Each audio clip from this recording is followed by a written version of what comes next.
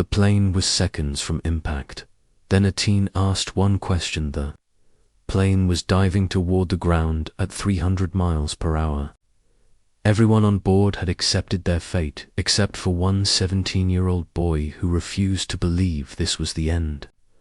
What he did next saved every single life on that aircraft.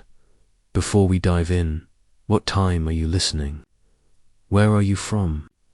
Drop a comment below and tell me. And please like and subscribe for more videos like this. Marcus. Chen was not supposed to be on flight 447 that morning. He had missed his original flight because he stopped to help an elderly woman carry her groceries across the parking lot. His mother always told him that kindness creates ripples in ways we cannot see. He had no idea how true those words would become. When he finally made it to the gate, there was exactly one seat left. Window seat, row 23. He took it as a sign that everything happens for a reason. The flight took off smoothly from Seattle. Marcus pressed his face against the window and watched the city shrink below him. He was heading to Boston for a national science competition. For 2 years, he had worked on a project about emergency response systems. He had interviewed pilots, studied crash reports, read thousands of pages about aviation safety. His teachers said he was obsessed. Marcus called it preparation. He did not know that every single hour he spent researching would matter in exactly 4 hours and 16 minutes. The morning sky was clear and beautiful. Marcus pulled out his tablet and reviewed his notes one more time. The cabin was filled with the usual sounds of a flight. Babies crying, passengers chatting, the flight attendants rolling their cart down the aisle. Everything felt completely normal. Captain Jennifer Walsh sat in the cockpit with her co-pilot, David Patterson. They had flown together for 6 years. They trusted each other completely. The flight plan was simple and straightforward. 5 hours and 30 minutes from Seattle to Boston. Walsh had made this trip 247 times. This was supposed to be number 240-8.3 hours into the flight. Something changed. A warning light flickered on the instrument panel. Patterson noticed it first. He tapped the gauge, thinking it might be a malfunction. The light stayed on. Then another light appeared. And another. Walsh felt her stomach tighten. She had seen warning lights before, but never like this. Never so many at once. She reached for the radio to contact air traffic control. Before she could speak, the plane shuddered violently. Passengers screamed. Bags fell from overhead compartments. Marcus grabbed his armrests and felt his heart hammering in his chest. In the cockpit, Walsh and Patterson were staring at their instruments in disbelief. Every single hydraulic system was failing. The plane was losing its ability to respond to their commands. Walsh pulled back on the controls. Nothing happened. Patterson tried his side.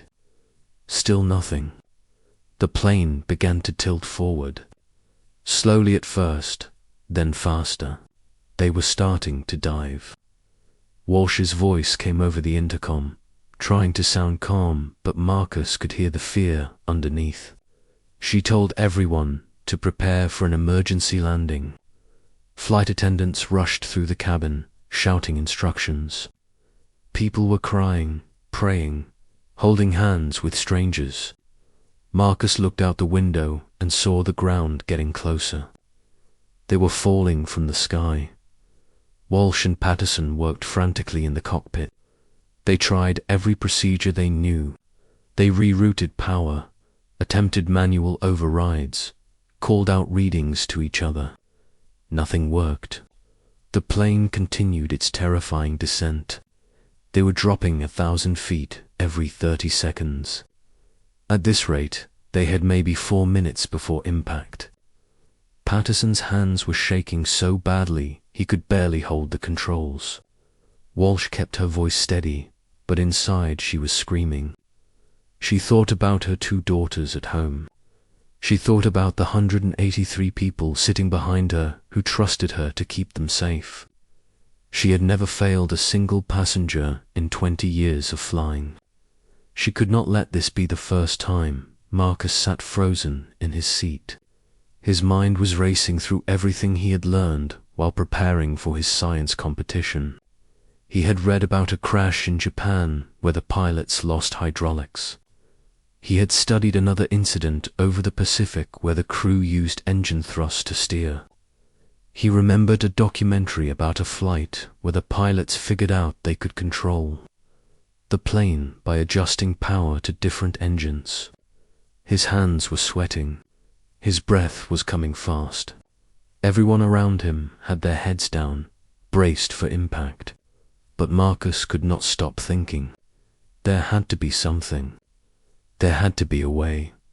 The plane was now angled at 30 degrees. Passengers were sliding forward in their seats. The flight attendants had strapped themselves in. There was nothing more they could do. Marcus unbuckled his seatbelt. The woman next to him grabbed his arm and told him to sit down. He pulled away and stumbled toward the front of the cabin. The plane was shaking so violently he could barely walk. He fell twice. Other passengers shouted at him to get back to his seat. Marcus ignored them all. He reached the cockpit door and pounded on it with both fists. Inside, Walsh and Patterson heard the banging, but they could not leave the controls, even though the controls were not responding. Marcus kept pounding. He shouted that he knew something that might help. He knew it sounded insane. He was just a kid, but he had to try. A flight attendant appeared beside Marcus and tried to pull him back. He refused to move. He kept shouting through the door. Finally, Walsh made a decision that broke every protocol in the book. She told Patterson to unlock the door. What did it matter now? They were all going to die anyway. The door opened and Marcus practically fell into the cockpit. Walsh turned and looked at this teenage boy with wild eyes and asked him what he possibly thought he could do. Marcus took a breath and started talking. He told them about the crashes he had studied. He explained how other pilots had used differential engine thrust to steer when hydraulics failed. Walsh stared at him. She knew about those incidents. Every pilot did. But this situation was different. They had tried adjusting the engines. It had not worked. Marcus asked if they had tried specific power settings. He rattled off numbers he had memorized from his research. Patterson looked at Walsh. They had not tried those exact configurations. They had nothing to lose. Walsh told Patterson to set the engines exactly as Marcus described. Left engine at 72%.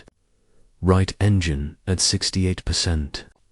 Patterson's fingers flew across the controls. For 5 long seconds, nothing happened.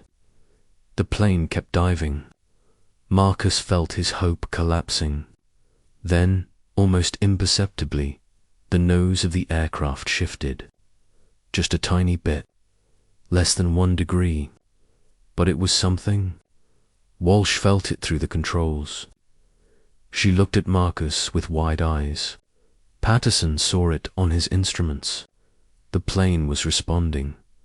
Marcus kept talking.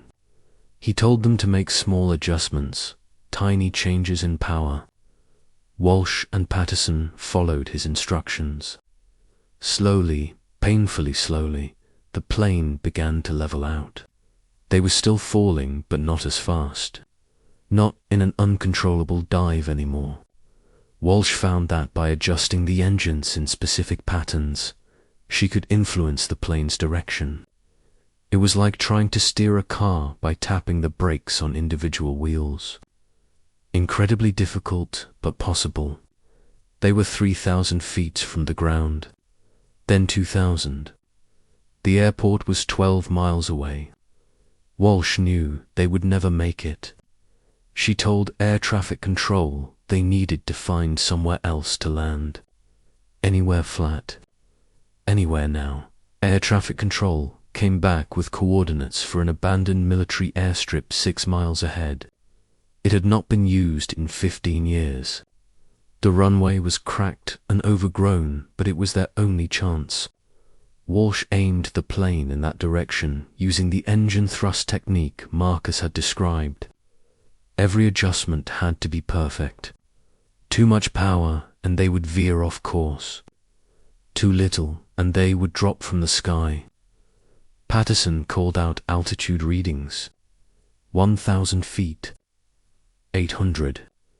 600. They could see the old airstrip ahead. It looked impossibly small from the sky. Marcus stood behind the pilots, his hands gripping the back of Walsh's seat, barely breathing. The plane came in fast, much faster than a normal landing. There was no way to slow down without working brakes. Walsh had to time everything perfectly. The wheels hit the cracked concrete with a violent jolt that threw everyone forward. The plane bounced, came down again, bounced higher. Passengers were screaming. Walsh fought to keep the aircraft straight, using only engine power. They were racing down the runway at 140 miles per hour. The end of the concrete was rushing toward them. Beyond that was a field and then a forest. If they did not stop in time, they would crash into the trees. Patterson was shouting numbers. Speed, distance, time. Walsh cut power to both engines completely. The plane was slowing, but not fast enough. Marcus could see individual trees ahead. He could see birds scattering from branches. They were going to hit. Then, with maybe 50 feet of runway left, the plane shuddered to a stop. For a moment, nobody moved. Nobody breathed. Then Walsh started laughing.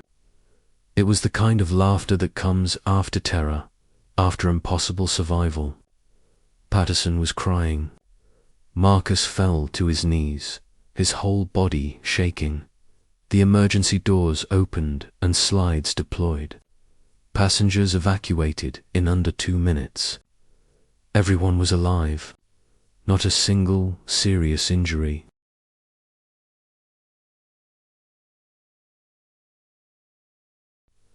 Emergency crews arrived within 10 minutes and found 183 people standing in a field, hugging each other, crying, laughing, unable to believe what had just happened. News crews showed up an hour later. By that evening, the story was everywhere. The reporters wanted to interview Captain Walsh. They called her a hero. She told them the real hero was a 17-year-old boy who refused to give up. Marcus became famous overnight. His face was on every news channel. His science competition project suddenly seemed much more important. Universities called offering scholarships. Airlines wanted to hire him as a consultant. But Marcus did not care about any of that. He kept thinking about the woman whose groceries he had carried. If he had not stopped to help her, he would have been on his original flight. He would not have been on flight 447. Those people would have died. His mother was right about kindness creating ripples. The investigation into the crash revealed a catastrophic failure in the hydraulic systems, caused by a manufacturing defect that nobody had, caught during inspections. The plane should never have been in the air. But it was, and somehow, against impossible odds, everyone survived. Walsh wrote a letter to Marcus's school recommending that his science project receive the highest possible honors. She wrote that he had taken theoretical knowledge and applied it in the most pressure-filled moment imaginable. She wrote that he had saved her life and the lives of everyone on board. She wrote that she would never forget what he did. Marcus went on to study aerospace engineering. He specialized in emergency systems and flight safety. He spent his career making sure that what happened on Flight 447 could never happen again.